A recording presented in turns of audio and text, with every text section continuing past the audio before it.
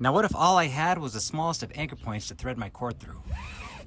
I would take my rope and turn a loop over my thumb, and then I'd cross over with another one, take my free end, form a bight, and thread it through. And before I pull in my tension, I'm going to separate these two loops. Split them apart. There we go.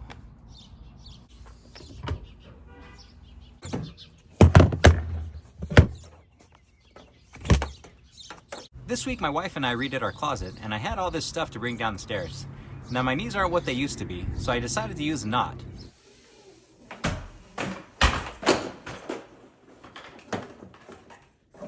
So normally I would tie an angler's loop, and I would do that by going behind the rope and then making a loop down below, flipping it back around, and then folding it over the front, just like that.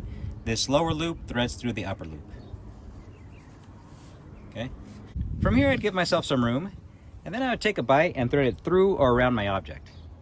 Then I'd match up my original loop and the bight I passed through. I'd take my standing end and thread it through and underneath. And now this loop has to be attached to my standing end. Now to do that, I would simply tie an overhand knot. Then I would take this loop and hook it right over my knot. And when I pull this tight, you can see that we have a nice little hook. And so the idea is when I drop this, it slips apart and everything comes out.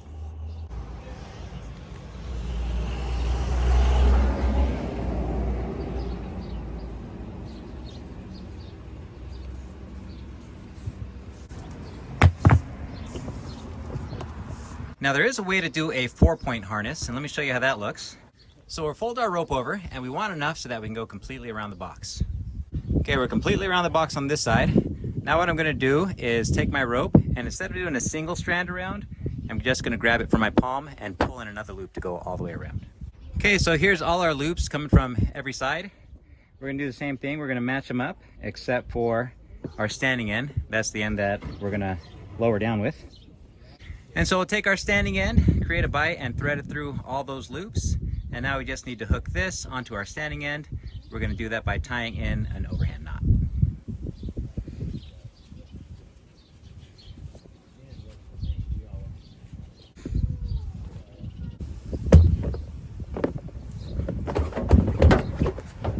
If you'd like to support my channel, you can visit my shop at awesomeforsale.com. I have gear ties that I designed myself, and they work with all kinds of rope. Oh, and it looks like we only have 4 mini grappling hooks left. So you want to use your code MAYCEMBER for free shipping. When I lowered this box down, it was lopsided, so it fell right over as I pulled the rope out. And I thought, maybe if I had less rope going around it, it wouldn't knock over so easy. With all the stuff I was taking down, I eventually stopped using a bight and threading it through or around. And I thought I could just use a single strand, use the loop, and hook it on straight to the standing end. So I'll fold it over. Just make myself my hook knot right here. And then over here, I would hook it on, and then this is what I would drop down. And yes, it does disengage, but watch the issue. And so the quest was on. How do I recreate this whole system without having a loop at the end of my rope? So let me walk you through how I figured this whole thing out. My immediate thought was to turn a loop one way, and then turn a loop the other way, bring them together, and then thread my free end through. But the only problem with this is it doesn't reliably let go. What I also don't want is enough grip in my line so that it holds it enough to lift the object off the ground, but also enough to drop it mid-height. So one option is to take our rope and give it a twist as if I'm turning on an ignition and thread our rope through. But watch what happens, nothing, it just slips out. So if I do the ignition twist and I thread it through the top instead, now I coil around the rope and we have a little something here. Now, as long as I keep my free end in line with my standing end, it's gonna hold no problem. But the minute I let it go, it's gonna spill. So let's see what we can do about that. I give it a twist, I go through the top, and it wants to spill counterclockwise. So how do I interfere with that? Well, maybe if I give it more support by doing another turn and then passing my free end through. Let's see, I'll pull. No, I think it even got worse because now we have more of a lever inverting the rope on the other side. Now, if you imagine our rope as a lever, and when we pull on it, it tilts the knot. Well, if we want to interfere with the lever, we're simply going to move the leverage point and we're going to bring it farther to the left, closer to center. So here we go again. I'm going to turn in a loop, and instead of turning another loop on the other side, I'm going to cross it over. And now I'm going to thread my end through. So now we have our standing end set dead center on our loop, and so we're not tilting our knot off center anymore. We have one more issue. What's keeping all this from spilling is this end of the rope here. When I pull, you can see that it's going to start to pull inwards. You see how it's starting to tilt? Oh, there it goes. And that same action happens again with what's left over. All right, now that's going to be a simple fix. Instead of going through with one strand, why don't we double it up and then pass it through? Okay. And just like a fighter stance, we don't want our feet together. We want to separate them to get a good white stance. And that's going to help out in keeping everything in place and ready to spill when we want it. So now when I pull, we have two strands that it needs to fight through. All right, let me show you how this works. We'll go through our anchor point, go over once, cross over. We'll take a bite in our free end and pass it through. And now pull it tight and then separate the loops out. Now what you don't want is too long a loop on this side or too long a tag end on the other side. So we're going to adjust this. There we go. I'll show you what happens if you leave it too long here next. Before a single strand release, we'll drop it down, it'll come undone, and we can pull it through. So here's our loop and the end of our rope.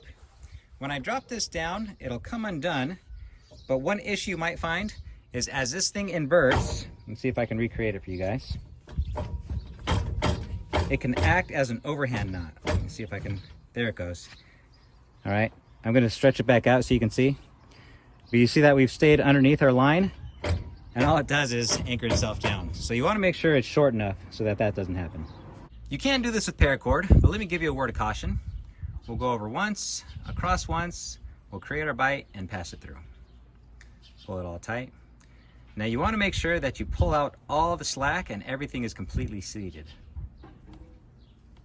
Before I pull any tension on this, I'm just doing a seesaw motion to get all the slack out. And here it is, down, drop, and release. Up. Now we can see since our rope is still intact, it does slip under heavy loads, so just be careful. Since you stayed till the end, I have some bonus footage for you. If you have an item with a rigid handle, you can actually take your rope and thread a bite underneath, and then take your free end and poke it through the top. And then this is enough to lift it up, and then we can drop it down and release it. But if your handle's a little more round, we gotta go a different approach. So just like the first one, we'll fold our rope in half and we'll pass it underneath the handle, and then we'll poke our free end through. Now this would slip and roll right out.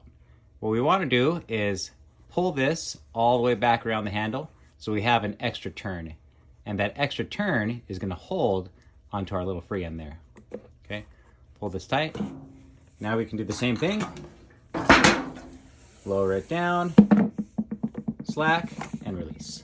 Now this is a portable stove. We're gonna try that first handle we did. And we can see it slips right out. So what I'm gonna do is a second version. Go through, I'm gonna pull this towards me and go all the way around so that I create an extra turn. And with that extra turn, I'm gonna go over and hold my free end there. Now this will work just fine. Go down, drop it into place, give it some slack, and release.